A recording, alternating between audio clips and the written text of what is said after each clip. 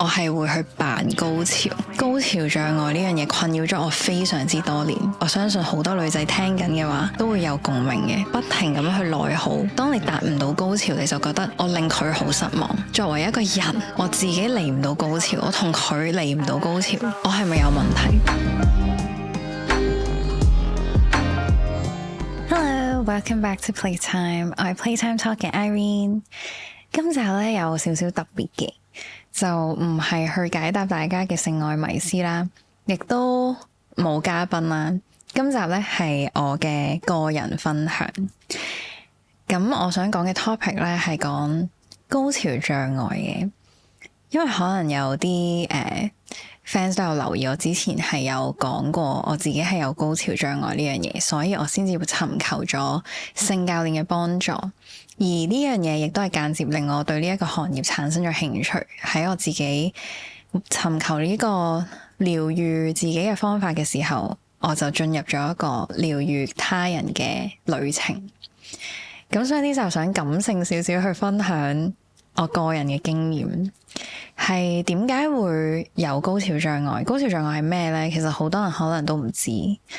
而呢樣嘢其實好多人都會有，無論男仔女仔都有機會係講緊想要高潮嘅時候，佢射唔到啦，係可能遲射啦、早泄啦，呢一啲都係納入於我哋高潮障礙。而女仔呢，都會有佢嚟唔到高潮呢一個問題，咁所以男女都會有嘅。而最大嘅原因點解會有高潮障礙？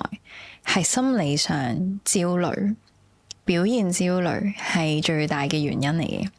咁我好想分享一下我個人嘅經歷啦。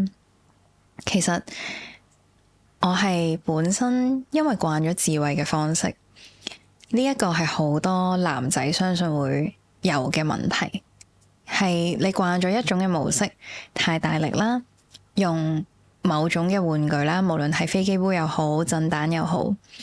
你習慣咗同一種嘅頻率，同一種嘅方式去自慰，久而久之，你會喪失咗同伴侶、同另一半又好，同一個對象啦，喺性關係入邊達到高潮愉悅嘅方法。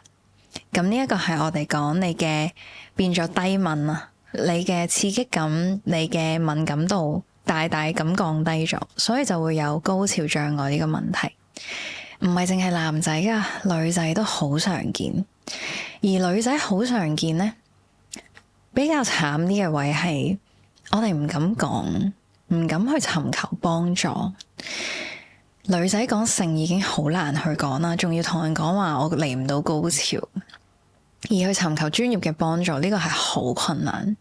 但係呢度想講係絕對需要尋求幫助。例如我自己啦，高潮障礙呢樣嘢困擾咗我非常之多年，而係去到一個位，我相信好多女仔聽緊嘅話都會有共鳴嘅，就係因為我攰啦，我唔想再去揾高潮呢樣嘢，同伴侶之間去到某一個位，我會停呢，唔係停佢，因為我唔想傷害佢嘅心靈，我係會去扮高潮。扮高潮呢樣嘢好多時就係因為我根本就達唔到，我唔想令另一半傷心失望，我扮啦，扮嘅時候我可以快啲完事，我唔需要再繼續喺呢一個 loop 喺度揾緊我嘅高潮，佢亦都唔需要感覺失望，所以就會用扮呢個方法。但係扮高潮呢樣嘢長期嚟講其實係好痛苦嘅。因為你已經去到一個位係變咗討好型人格，喺性呢一方面都要討好人哋，就係我會去諗我咁樣嘅嗌法，我咁樣嘅表情，佢中唔中意，達唔達到佢令佢好興奮呢？表唔表現到我好似嚟緊高潮嘅樣呢？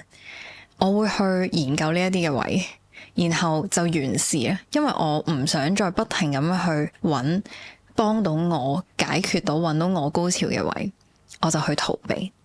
我相信好多女仔都有呢個共鳴，就係扮高潮呢樣嘢其實就係想完咗佢，但係呢一個絕對唔係解決方法，你只係逃避緊。咁所以我好想喺呢一集去講高潮障礙呢樣嘢真係男女都會面對，而解決方法唔係去逃避，係真係尋求治療，尋求一個方法令你揾翻愉悅呢樣嘢。咁首先我建議大家嘅第一步就係放鬆。女仔唔放鬆咧係嚟唔到高潮嘅，而放鬆嘅第一步咧就係唔好去諗高潮。你越唔去諗先越揾到，你越去諗高潮你就越到唔到啊！呢個係我好深深體會嘅一件事情。你好緊張，每一次你都想達到高潮呢個目的，你就會變咗每一場嘅性愛都有一個目標感，你去追個 target。呢一個係非常之錯，亦都係非常之唔正確嘅方法。咁所以放開咗呢樣嘢之後，先至去尋求乜嘢係愉悅。我之前好多集數啦都有講 erotic breathing 呢樣嘢。係一個呼吸嘅方式嚟嘅，咁喺身心學啦 somatic 呢樣嘢，性教練係會教到呼吸嘅方式。咁上過我堂嘅大家啦，都會知道我喺第一堂係絕對會嘥好多嘅時間去教大家點樣去呼吸嘅。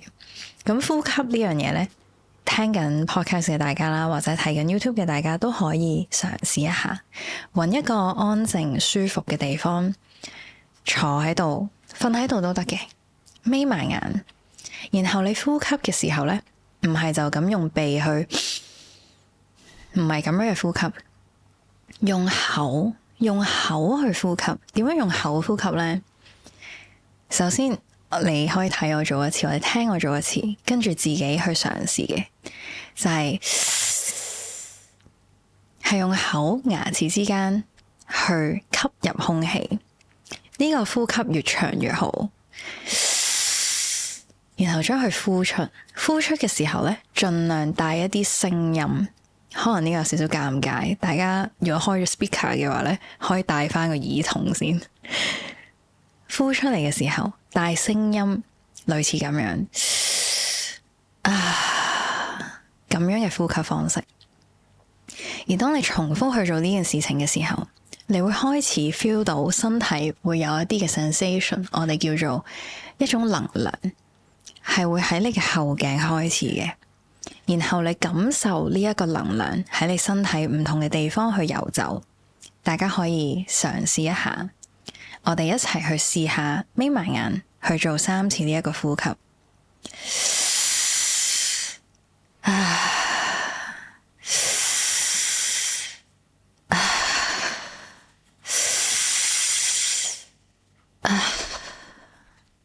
感受一下。喺後頸微微嘅震動，有少少好似吉吉地。有啲人可能係手臂、手指。而當你吸入呢個空氣嘅時候，你係將佢帶入去你嘅肚嘅位置啦，然後一路去落到去盆底嘅位置，一路重複呢一個呼吸，感受住呢一個能量喺身體游走。呢一個就係 erotic breathing， 身心學入邊喚醒你性慾呼吸嘅第一步。大家可以重複練習，去感受一下呢一個能量其實游走嘅方式個感受係點樣嘅。咁當然啦，教學中我哋唔係就咁一嚟就呼吸，然後搵性慾咁就完，係我哋唔會咁樣做嘅。其實呢個只係俾大家淺嘗一下身心學入邊嘅呼吸，喚醒性慾或者感受你身體嘅能量係點嘅感覺。但係喺我哋嘅課堂入邊啦，一定係針對你嘅問題，然後慢慢去探索你可以探討嘅地方嘅，例如係你面對緊一啲問題啦，例如好似高潮障礙呢啲問題。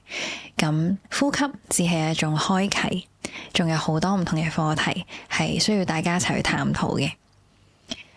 咁去到呼吸嘅方式之後呢，仲有咩方法？我自己啦，經歷過嘅，尋求翻點樣揾翻我嘅高潮呢？第一，戒睇 AV 同埋用玩具去得到自慰高潮，呢個係第一樣嘢要戒嘅。因為當你長年累月一路咁樣去做緊同一樣嘢嘅時候，你身體已經習慣晒啦。我哋叫 desensitize， 係完全冇咗個感覺啊！你係唔知道嗰個掂你嗰個感覺，你好似感受唔到人哋掂你，咁呢一個係好大嘅問題。所以第一樣嘢戒咗佢先，用一個新嘅方法去達到愉悅。咁好似頭先我哋嘅呼吸方式啦，你慢慢練習嘅時候就可以加手部去觸摸身體嘅位置，去感受呢個能量帶動你去摸身體嘅時候，其實呢一個感覺係點帶動你喺自慰嘅方式都可以俾你一種新嘅愉悅嘅感受嘅。咁呢個會係其中一種方法啦。跟住我哋會去揾內心核心最渴望嘅嘢。呢個又係咩呢？呢個 concept 又係成日講嘅。每個人你喺性行為入邊唔係淨係想達到高潮滿足，性係肉體嘅滿足，唔係，係一種心靈上嘅滿足。每個人心底都有一個最渴望嘅嘢嘅。咁例如啦，我呢度分享一下，你都可以嘗試眯埋眼嘅時候，你覺得最正嘅一個性幻想 A 片嘅情節，甚至係你曾經有過嘅一個真實伴侶同你一齊做過嘅性行為入邊發生嘅情節，眯埋眼想象一下。當你想象到呢一個畫面嘅時候，呢一個係你覺得最正嘅性幻想，會令你感受到性愉悅嘅一個情節。咁例如啦，我而家眯埋眼嘅話，我就會見到係點住蠟燭去共浴嘅畫面。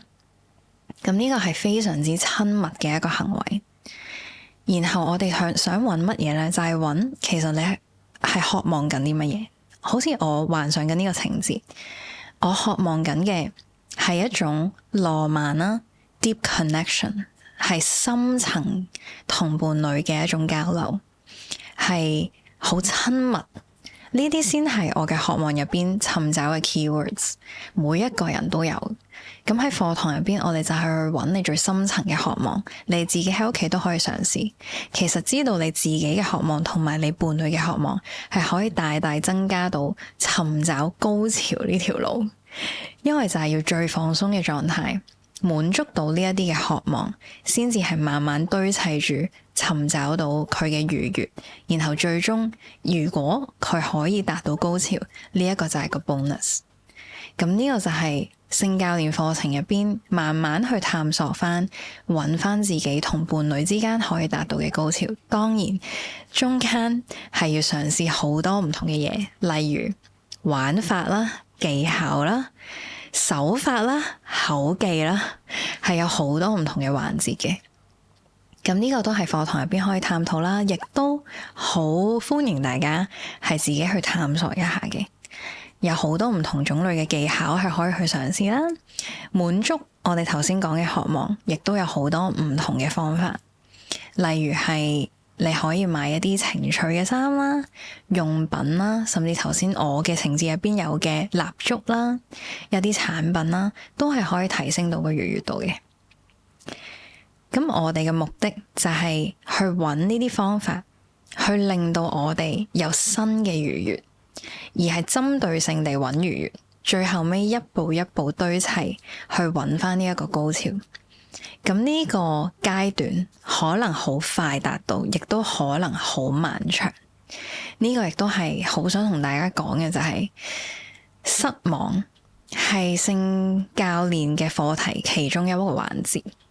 你去到某一個位置，係必須要接受失望呢樣嘢，係好正常噶。你未必會達到你理想嘅目標嘅，咁但係唔緊要嘅，因為你達唔到嘅時候，係可以有其他方法去幫到你。唔一定話我係嘗試咗好多好多唔同嘅嘢，我都同我伴侶去唔到佢幫到我高潮，咁點算呢？唔係就話我冇咗性愉悅，我冇咗同佢嘅享受。而係我哋可以用玩具啦，甚至係我同伴侶之間喺隔離，我用自慰嘅方式，或者用佢隻手擺喺我隻手上面，一齊去達到高潮，都係一種親密嘅方法。所以嘗試咗好多唔同嘅嘢之後，我達唔到最終個目標，我哋就要重新審視，失望都係一個學習嘅一環節。就係咁樣去慢慢去尋找自己嘅高潮嘅路途啦。其實係我非常之明白嗰個心路歷程係好痛苦嘅，因為你每一次你都想達到呢樣嘢，你先至覺得你滿足到自己嘅同時，你係滿足緊對方。但係當你達唔到高潮，你就覺得我令佢好失望，我係咪有問題？我作為一個人，我自己嚟唔到高潮，我同佢嚟唔到高潮，我係咪有問題？呢一個位係最傷害自己嘅，因為你不停咁去內耗，你唔單止冇咗愉悅，你係自己都好痛苦。所以行過呢條路之後，我係更加想將呢樣嘢同大家講，係第一，性不可恥呢樣嘢我成日講，但係嚟唔嚟到高潮呢樣嘢唔係個終點，高潮絕對唔係終點站。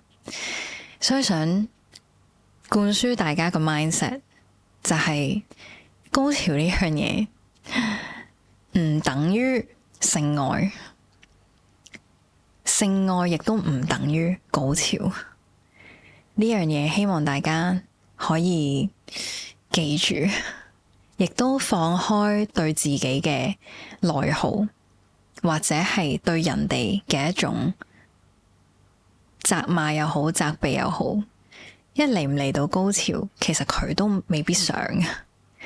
所以喺呢啲環節入邊，除咗尋求專業嘅幫助，亦都係伴侶之間一種互相理解、互相去探索，要好好溝通嘅一樣嘢。咁希望經過呢一集啦，都有講解咗我自己嘅一啲心路歷程啦，同埋都希望如果係面臨緊一啲高潮障礙嘅你哋啦，係可以尋求專業嘅幫助，同埋唔好氣餒，因為總有方法去解決嘅。咁今集時間差唔多啦，希望下次可能有其他嘅話題，大家係想一齊探討嘅，歡迎繼續 DM 或者留言話俾我知。我哋下集再見啦，拜拜。